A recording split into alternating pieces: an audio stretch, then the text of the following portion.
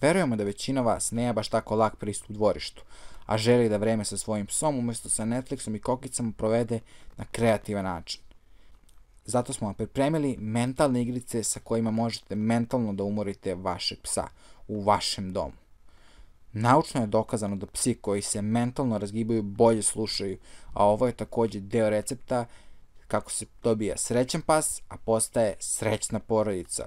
Dobrodošli na naš novi serijal Mentalno razgibavanje pasa.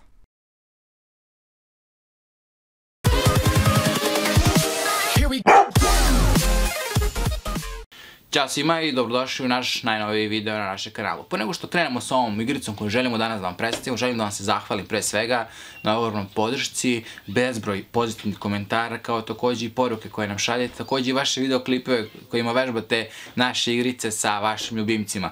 Presrećni smo kada vidimo da možemo da vam ulepšamo dan vama i vašim ljubimcima. Tako da, hvala vam još jednom što nas pratite i podržavate u ovom našem mentalnom razgibavanju pasa. A sada, hajde da pređemo na klip. Ono što ćemo danas raditi, pravit ćemo jednu takozvanu interaktivnu igračkicu za psa, koju možete svi da napravite, nije vam potrebno ništa preterano puno materijala, potrebno je samo jedna plastična flašica, skalper i makaze. I od nje ove flašice možete da napravite jednu veoma interesantnu igricu. Sada, hajde da vidite kako da napravite tu igricu. Online konsultacije. Više o online konsultacijama pogledajte na našem sajtu. Link će biti dole u opisu profila. Kao što smo rekli, potrebna nam je flašica. Flašica može biti bilo koja. Ono što možete da obratite pažnju jeste da bude možda malo čvršta kako bi izdržala duš.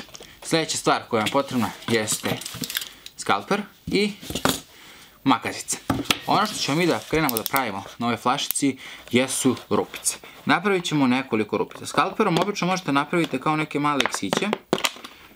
Kažemo, kad napravite te male iksiće, njih kasnije možete iseći sa makazama.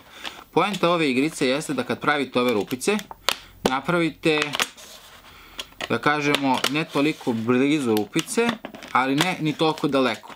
Ono što možete isto da uradite jeste da možete i više rupica jednostavno da napravite.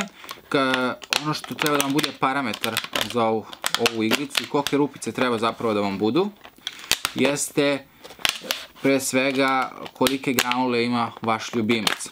Jer ako vaš ljubimac ima velike granule, ne možete praviti male rupice. Ali ako vaš ljubimac ima premale granule, ne možete praviti velike rupice, jer ćete onda imati problem. Te granulice nikada neće ispasti iz ove plastične flašice ili će te granulice baš puno ispasti. Ono što može još da koristite jesu na primjer od teniskih loptica. Imate pakovanje plastično u kome stavljate teniske loptice. Kada ispraznite te teniske loptice, ostavim to plastično pakovanje. Slično je kao i flaš. Rupice ne pravite nikad blizu dna, niti blizu vrha. Uvijek se trudite da ih napravite negdje na ovom između delu. Ova igračka koju sad pravite nije stalno dostupna, dostupna je samo u onom periodu kad vaš ljubimac treba da dobije tipa obrok. I bukvalno može da mu služi da mu zameni i obrok. I da pretvorite ovu flašicu u jednu interaktivnu igračkicu za jednokratnu upotrebu. Jer posle upotrebe ove igračkice, najverovatnije ćete trebati da je bacite. Ali, da kažemo, a ukoliko vaš ljubimac nije preterani veliki grizač, onda ćete ovo moći da iskoristite i nekoliko puta. Bitno je samo da mu ne ostavite dostupno kada ništa ne radi sa njom, da je ne bi izgrizao i da je ne bi uništio bez ikakvog problema, bez ikakve potrebe. Spremio sam nam još jednu stvar, a to su poslastice koje treba da imate kao neki parametar da bi znali kolike rupice da napravite. Za pravljanje ovog potrebno je otprilike 5 do 10 minuta. Ajde da ubrzamo taj proces. 3, 4, evo ga, imamo rupice, imamo granulice. Poenta jeste da vaš pas kad vrti ovo, granulice polako ispadaju iz flašice. Ovako dobijete jednu igričicu koju možete da zabavite vašeg ljubimca, da mu bude jednostavno interesantno, bit će i vama. Zato što vaš ljubimac može na razne načine pokušati da dođe do ovih granulica. A sada da vidite koliko će se šljokici svijeti ova igračkica.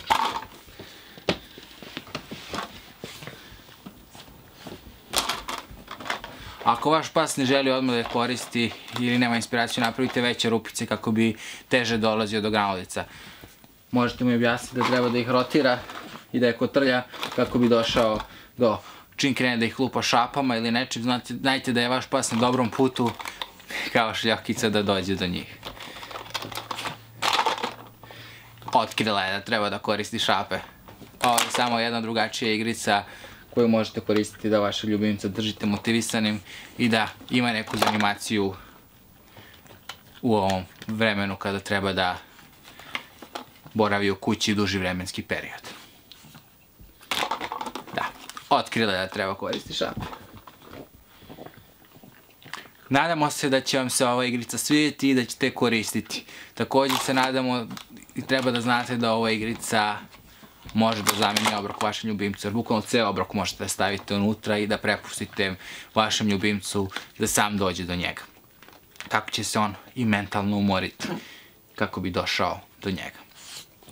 To je bilo to za ovaj put. Mi se vidimo u nekom od narednih klipova. Pozdrav od mene i od šljokice koja je zauzeta. Ćao!